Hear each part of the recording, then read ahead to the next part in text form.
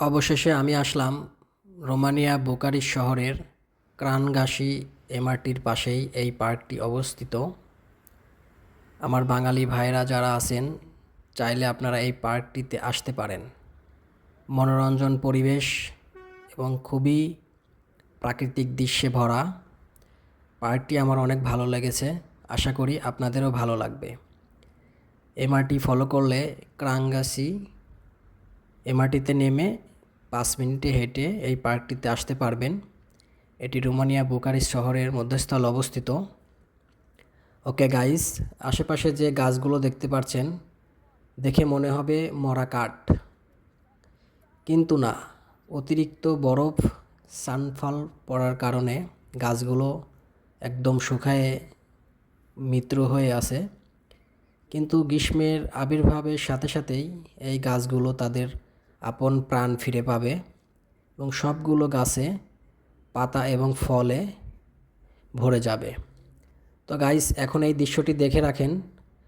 যখন এই গাছগুলোতে ফল এবং পাতা বের হয়ে প্রাকৃতিক সৌন্দর্যে পরিপূর্ণ হবে তখন আমি আরও একটি ভিডিও আপনাদের মাঝে নিয়ে আসব।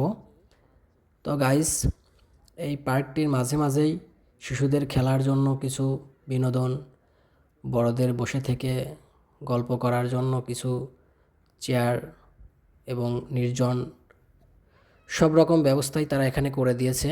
এখানে চাইলে আপনি সকালবেলা হাঁটাহাঁটি করতে পারবেন, দৌড়াতে পারবেন, একান্তে সময় কাটাতে পারবেন। আশা করি এই রোমানিয়ার এই বুকারেস্ট শহরের পার্কটিতে আসলে আপনাদের ভালো লাগবে। আসলাম ক্রানগাসি রোমানিয়া বুকারেস্ট সিটির শিশু পার্কের। এই শিশু পার্কটিতে রোমানিয়ান অনেক শিশুরা খেলাধুলা করছে। তাদের গার্ডিয়ান বা তাদের ফ্যামিলির সব বৃদ্ধরা এখানে এই খেলাগুলো দেখছে। এই মেশিনটি এখানে দেখতে পাচ্ছেন, ক্রেতা নাই, বাচ্চারা তাদের পছন্দ অনুযায়ী ছোট ছোট বাচ্চারা খাবার কিনে খাচ্ছে। এখানে টাকা পে করতেছে মেশিনে, অটোমেটিক এখান থেকে তাদের খাবার বের হয়ে আসতেছে তাদের পছন্দের যেগুলো।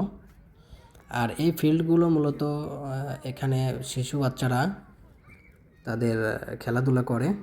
আর প্রত্যেকটা শিশুর সাথেই একটি দুইটি করে গার্ডিয়ান আছে, কারণ ইউরোপের দেশগুলোতে শিশুর জন্মহার, জনসংখ্যার জন্মহার খুবই কম। তাই তারা শিশুদের অনেক আদর যত্ন করে এবং অনেক যত্ন সহকারে লালন পালন করে থাকে। তারা একটি শিশুর পিছে অনেক টাকা খরচ করে থাকে, যা আমাদের বাংলাদেশে বা এশিয়া মহাদেশের মানুষ করতে পারবে না, কখনোই না। আর এই পার্কটিতে সকাল সন্ধ্যা সারাদিন এখানে বাচ্চারা খেলাধুলা করে। কেমন লাগলো অবশ্যই জানাবেন।